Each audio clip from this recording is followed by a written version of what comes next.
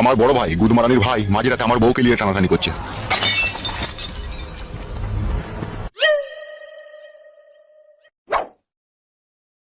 কি এইসব কথা বলছো তুমি? তোমার বউকে নিয়ে টানাটানি করছে মানে মাঝরাতে? কিছু তো বুঝতে পারলাম না আমি। আমিও বড় বুঝতে পারিনি, হঠাৎ করে একদিন দেখছি পাশে বউ নাইকো, তারপর ওই ঘর থেকে যেন একটা কিসের আওয়াজ আছে, চুরি লড়বড় লড়বড় করছে, খটখট খটখট করছে। তারপরে শুনছি নাইছে। তারপরে যেই আমি জানলা দিয়ে উকি মেরে দেখছি আমার বউ পুরোপুরি ন্যাংটো হয়ে খাটের উপরে শুয়ে আছে, আর আমার বড় দাদা পক পক করে ভরছে। লেওড়া, এমন এমন কেস আমার কাছে চলে আসে না, হ্যান্ডেল করা কঠিন ব্যাপার হয়ে যায়। কালীবাবু দয়া করুন, আপনি ছাড়া কেউ পারবেন না, যেমন করে হোক ছাড়ানোর ব্যবস্থা করুন ওকে। আর না হইলে আমার বড় ভাই ছেলেকে আমার নিজের ছেলে বলে চালিয়ে নিতে হবে। কতদিন থেকে এই ঘটনাটা ঘটেছে? আমার বৌমাগি আর আমার বড় ভাই যেভাবে রড মারামারি করছিল, এ দেখে মনে হচ্ছে ঘটনা অনেকদিন থেকেই ঘটেছে। তাই নাকি? আমার তো সেটাই মনে হচ্ছে। কি করে তুমি বুঝলে?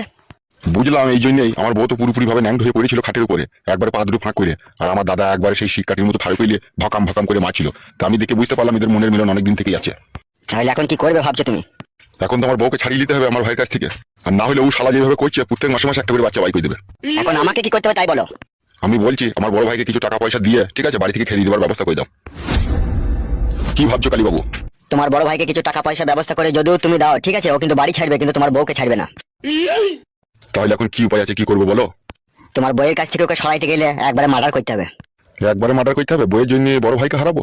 হারানোর দরকার নাই তো, তোমার বউ খাটের উপরে ফাঁক করে শুবে আর তোমার বড় ভাই ভরবে আর তুমি জানলা দিয়ে দেখবে। না না না, সেটা আমি তো সহ্য করতে পারবো না। সহ্য যখন করতে পারবে না তাহলে তোমার দাদাকে পৃথিবীর বুক থেকে সরিয়ে দিতে হবে। তাহলে সেই ব্যবস্থাই করো। মার্ডার করার চার্জটা একটু বেশি পড়ে যাবে। কত কত পড়বে? এই আপনি ধরিলেন $1.5 তো খরচা হবেই। কালীবাবু টাকার ডিমান্ড একটু বেশি হয়ে যাচ্ছে না? উস্তাদ, কি হলো রে বুকাচুদা? বলছি বাপের উপরে বাপ চলে এসে। কে বাপের উপরে বাপ এসেবে? ওই উস্তাদ হাফ গান্ডু নাকি বলছে ও জেল থেকে ছাড়া পেয়েছে। কি কি কি কি বলছিস তুই? হ্যাঁ উস্তাদ ঠিকই বলছি। কালীবাবু কি হলো, এত চিন্তিত হয়ে পড়লেন যে? দাঁড়ান না মশাই, একজনের সাথে কথা বলছি তো আমি। তাহলে আমি কি চলে যাবো নাকি? শোনো, তুমি কালকে টাকা নিয়ে চলে আসবে, ঠিক আছে? তারপর যা করার আমি করে দেবো। যাও এখান থেকে যাও। আচ্ছা আচ্ছা ঠিক আছে ঠিক আছে। উস্তাদ কি হলো, তুমি এত ভয় খেয়ে গেলা কেন উস্তাদ? আমার আর মস্তানি করা চলবে না রে, ও শালা আমার থেকেও বড় মস্তান। কি বলছো উস্তাদ তুমি? আমি ঠিকই বলছি রে।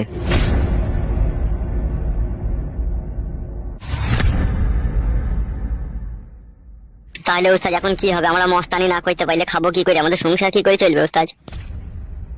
কি বে, তুই শাড়ি মিষ্টি ফেরত নিয়ে কেন? লাইনি তো মারা গাল দিছিল। তা বলছি কি বাড়া, তোমাকে এতক্ষণ কি শুনছো তুমি? ওই শাড়ি চুড়ি দিতে গেই তো ওই হাফ গান্ডু মস্তান চলে এলো, ওদের সাপোর্ট করলো, বলছে পা হাত পা ভেঙে দেবো তাই বলছে। সত্যি করে বলছিস এই কথা বলেছো? হ্যাঁ এই কথাই বলেছে। আবার ফটকে শাশুড়ি কি গাল দিল, বলছে কালো কুকুরকে আমরা আর ভয় করি না, ওর গাঁড় ভেঙে দেবো তাই বলছে। আরো অনেক কথাই বলেছে ফটকে শাশুড়ি। কি বলেছে কি? বলছে আমার মেয়ের কাঁচি পাকান লয়, যে যেমন সে এসে ভরে দেবে, এই পাকানের দাম আছে তাই বললো। আর হাফ গান্ডু কি বলছিল? হাফ গান্ডু তো এসে রিভলভার বাই করে আমার চাঁদে ফুটু করে দিত আর একটু হলেই। বড়া ভারী টেনশনের কথা শুনিয়ে দিলি রে তুই আমাকে। শুধু কি টেনশন, হাফ গান্ডু এটাও বলেছে কালো কুকুরকে বাঘ মতো পেলে আমি মার্ডার করে দেবো, ওই আমাকে জেলে পাঠিয়েছে। মিথ্যে করে না, সত্যি করে? সত্যি করে ব্যবস্থা, আমি তোমাকে মিথ্যা করে বলে কি করবো? ছি বাড়া, কি কাজ হলো রে? গুদমানি ভাই জেল থেকে ছাড়া পেয়ে গেল। হ্যাঁ কাজ করো ওস্তাদ, কাকা বাবুকে এইসব ঘটনা সব বলি গা চলো। কাকা বাবু ঠিকই একটা না একটা রাস্তা বাই করবে আমাদের লেগে। ঠিকই বলেছিস তো। তাহলে চলো ওস্তাদ, আর দেরি করো না। ঠিক আছে চ।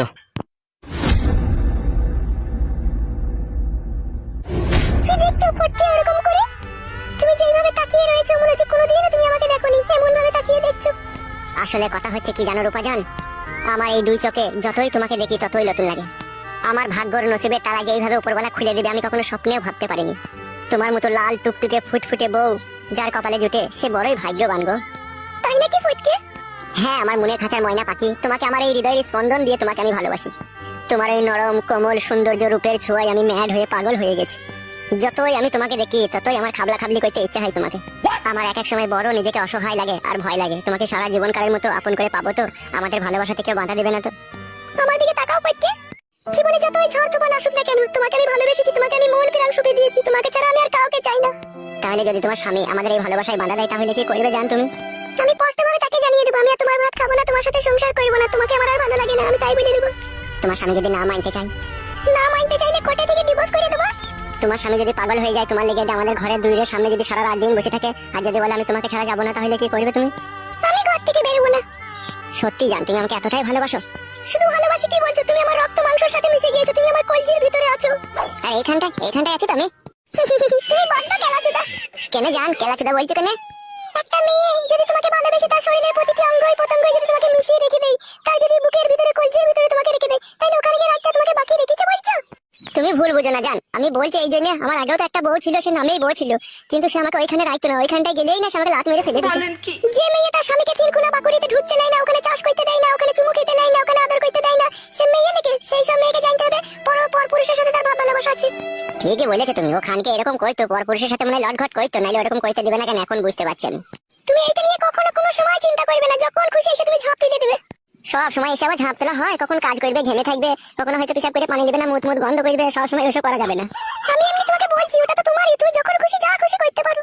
হ্যাঁ শোনা, তা তো করতে পারবো, কিন্তু ওই জিনিসটার একটা টাইম থাকে।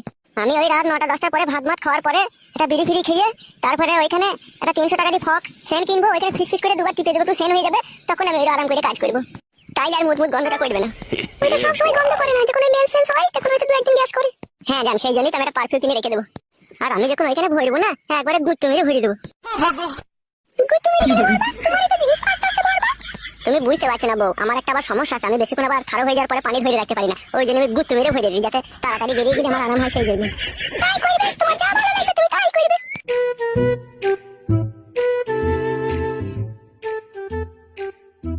বাড়ি যাওয়ার আগে বড়া একবার ফোন করে বউকে জানিয়ে দিই যে বাড়ি চললাম আমি। কি রে বড়া, এই হচ্ছে ফোন তুলছে না কেন? কে আবার এই অসময় ফোন করলো? ধরো ধরো ফোনটা ধরো। তুমি চুপ করে থাকবে, কথা বলবে না? হ্যাঁ হ্যাঁ আমি চুপ করে থাকবো, ফোনটা ধরো। হ্যাঁ হ্যালো, বলছি আমি কি বলছি ভালো করে মন দিয়ে শোনো, শোনো আমার। হ্যাঁ বলো, শুনছি আমি। বলছি দুবাইয়ে প্রচন্ড পরিমাণে বৃষ্টি, ঝড় বৃষ্টি হয়েছে, ঠিক আছে, তাই আমার হলুদ মরিচের ব্যবসা এখন বন্ধ রয়েছে, বুঝতে পেরেছো তো, সেই জন্য আমি বাড়ি চললাম। তুমি কি সত্যি সত্যি বাড়ি আসছো না মিথ্যা করে বলছো? আমি তোমাকে মিথ্যা কথা বলে কি করব, আমি সত্যি সত্যি বাড়ি যাচ্ছি। 4:20 আমার ফ্লাইট আছে। বেশ ঠিক আছে, সাবধানে আসবে। ঠিক আছে, তাহলে রেখে দিলাম এখন। রাখো। বাড়া জীবনটা পুরো কলকাটি হয়ে গেল। এইভাবে যে হঠাৎ করে দুবাই শহরের মধ্যে ঝড় বৃষ্টি চলে আসবে আমি ভাবতে পারিনি, আমার 1.5 লাখ টাকা লোকসান হয়ে গেল ব্যবসা। বাবারে 4:10 বেজে গেল, আমার ফ্লাইটের টাইম হয়ে গেছে তোমার।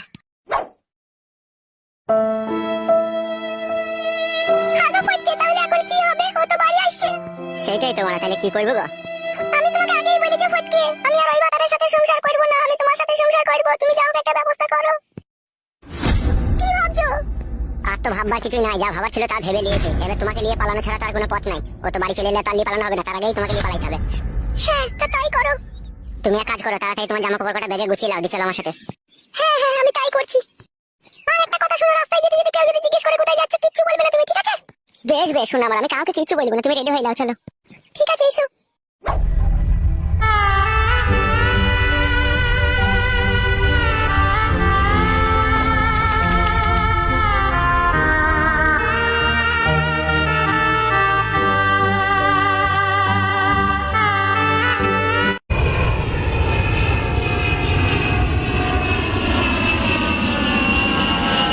উদুমপুরে ফুটকি মাইতে গিয়ে পরপর 4খানা নিরোধ বাসত, তাই নিয়ে সিবিআই তদন্ত।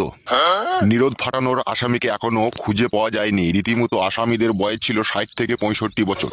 4জন যুবক মহিলাকে কিস্তির টাকা পরিশোধ করে দেওয়ার নাম করে ডেকে এনে তাদের সাথে এরকম দুর্ঘটনা ঘটিয়েছে। লেওড়া, এটা মানা যায়? তারপর কি যেন লিখেছে, আসামি গ্রেপ্তার হওয়ার সময় বাংলা মদ খেয়ে ফুল নেশা অবস্থায় পড়েছিল, সেই মুহূর্ত পুলিশ যে অ্যারেস্ট করে। আয় বে, আমি আসছি তো। কি হলো, কি হয়েছে কি বে? কাকা বাবু সব খিচুড়ি হয়ে গেছে। কিসে খিচুড়ি হয়ে গেছে বে? বলবে কাকা বাবুকে ঘটনাটা খুলে। বাবা আমাদের চির শত্রু হাফ গান্ডু জেল থেকে ছাড়া পেয়েছে। মিচ্ছি করে মারা? না গো কাকা বাবু, সত্যি করে। হ্যাঁ বাবা, ও নিজের চোখে দেখেছে। কোথায় দেখলো? ওই তো কাকা, আমি ওই উস্তাদের কথা মতো ফটকিরে বাড়িতে জামদানি শাড়ি আর মিষ্টি দিতে যাই, আর সেই সময়তেই ওকে আমি দেখতে পাই। জামদানি শাড়ি আর মিষ্টি দেওয়ার কি দরকার ছিল? ওই উস্তাদের একটু মন হয়েছিল ফটকির বইয়ের ওই বাকুড়িতে একটু চাই দেবে বলে। ভাই গুদমারানি ছোড়া, তোকে আমি বলিনি বে? হ্যাঁ, তুই বিয়ে কর, তুই পরের মেয়ের পেছু পেছু ঘুরবি না শালা। আমি ওই একবারই চান্স নিতে গিয়েছিলাম। চাইনিতে গেলা গুদমারানি ছোড়া, চাইলে বারা জায়গা পাওনি তুমি? আমি কি করে জানবো বাবা যে এরকম হয়ে যাবে? দেখি হয়েছে কি বে, ঘটনাটা খুলে বলবে। ফটকির বউকে আমি শাড়ি আর মিষ্টি কিনে বগাটির হাতে দিয়ে পাঠাই, ওখানে দিতে গিয়ে ফটকির বউ আমাকে গাল দিয়েছে, ফটকির শাশুড়িও গাল দিয়েছে, আর ওইখানে উপস্থিত হয়ে গিয়েছিল হাফ গান্ডু আর হাফ গান্ডু আমার নামে বলেছে যে ওকে পেলে মার্ডার করবো, আর একে আবার পিস্তল ফিস্তল দেখিয়েছে। শালা বেশ আমি পেপার পড়ছিলাম, শালারা এমন এমন কথা বলে না, এসে পিলি শুধু চুমকি যায় মারা।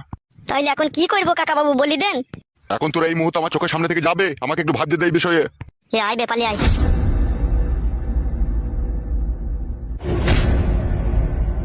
শালা মহা সমস্যার কথা শুনিয়ে দিল। শালা হাফ গান্ডু যদি দাদাগিরি করে খায়, তাহলে আমরা দাদাগিরি করে খেতে পারবো না এই পাড়াতে।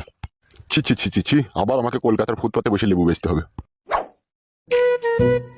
দেখি একবার চেয়ারম্যানের সাথে কথা বলে কি কদর করতে পারি।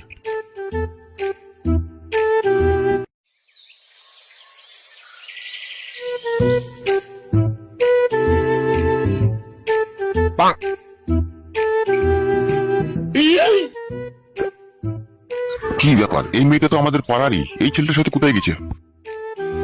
ওগো ও বৌমা। কি হলো, ডাকছো কেন? এই ছোড়া, তোকে বলিনি রে, বৌমাকে বলছি। বলছি বৌমা, তুমি সকালবেলায় বাড়ি ছেড়ে কোথায় চললে? লবণ খেতে গেছে আমাদের বাড়িতে। এই অন টাইমে বানা লবণ কোথায় হচ্ছে? পালিয়ে এসো গো। হ্যাঁ চলো। ওই মোড়া আমাকে খাপা পেয়েছি নাকি? অন টাইমে লবণ কোথায় হচ্ছে রে মোড়া? অত তোমার কই ফুটলি লাভ কি, কোথা হচ্ছে না হচ্ছে, আমাদের বাড়িতে হচ্ছে লবণ। বৌমা ও বৌমা। যা বলবে তাড়াতাড়ি বললো, আমাদের বাড়িতে মেলা অতিথি এসেছে, লবণ ফুরিয়ে গেলে আমরা খেতে পাবো না। এই মোড়া, তোকে কথা বলিনি তো, আমি বৌমাকে বলছি। আর ও বৌমা, কথা বলছো না কেন? কি বলেন? কোথায় যাচ্ছ কোথায় তুমি? ওটা আমার মাসির ছেলে হয়, আমি ওদের বাড়িতে লবণ খেতে যাচ্ছি। মিথ্যা কথা বলছো তুমি, তুমি লবণ খেতে যাওনি। বেশি কেলা মোটা না, খুব খাওয়া জিনিস, লবণ খেতে যাইনি তো কোথায় গেছো? শুইরে বাচ্চা কেন থাবড়ি সোজা করে দেবো। তোকে আমি কিছু বলেছি? আমি তো এই বৌমাকে বলছি বে। তোমার স্বামী তো দুবাই আছে, তুমি এই হঠাৎ করে কোথায় চললে? কোথায় বলো আমাকে। তুমি আমাদের পাড়ার মেয়ে, বলো কোথায় যাচ্ছ? কি হলো, উত্তর দিচ্ছ না কেন? হ্যাঁ কাকা বাবু, আমি ঠিকই বলছি, ওটা আমার মাসির ছেলে, আমি ওদের বাড়িতে লবণ খেতে যাচ্ছি। আবার আমি কালকে চলে আসবো। খুব সাবধানে বৌমা, এখন যে চারিদিকে সব ঘোরাঘুরি করছে, কার ফাঁসে কে কাকে ফাঁসিয়ে দিচ্ছে বোঝা মুশকিল। তা তুমি যে লবণ খেতে যাচ্ছ, তোমার স্বামীকে কি বলেছো? হ্যাঁ বলেছি, মানে ওকে ফোন করে বললাম যে ওই তো বললো তোর বৌদিকে গিয়ে বাড়ি থেকে নিয়ে গেল লবণ খাবে। বলেছে তো বড়া, ঠিক বলছিস তো? হ্যাঁ গো কাকা বাবু, সত্যি বলছি। পালিয়ে এসো নাহলে টক মাছগুলো আমার মামাতো ভাই ছেলেটা খেয়ে নেবে, পালিয়ে এসো। কেন রে, তোর বাবা মা কি জানে না তুই বাড়িতে অতিথি নিয়ে যেতে এসেছিস? তারা টক মাছগুলো খেয়ে নেবে কেন? ও হার আমি গো কাকা, ওরা ওই বাংলা মদ ভাত লিয়ানো তো টক মাছগুলো বাংলা মদের সাথে খেতে ভালো লাগে, 4 পিস 5 পিস করে নিয়ে নেবে ওরা। লেওড়া, কথাগুলো কেমন ঘোলা ঘোলা লাগছে আমার। আচ্ছা ঠিক আছে বৌমা, তাহলে সাবধানে যাবে আর সাবধানে চলে আসবে। জি কাকা বাবু, আমি সাবধানে যাবো, আবার কালকে চলে আসবো। ঠিক আছে যাও।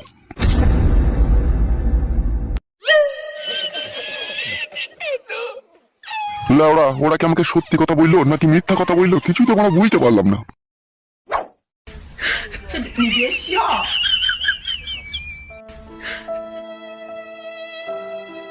বউ ও বউ, বউ আমি চলে এসেছি দুবাই থেকে।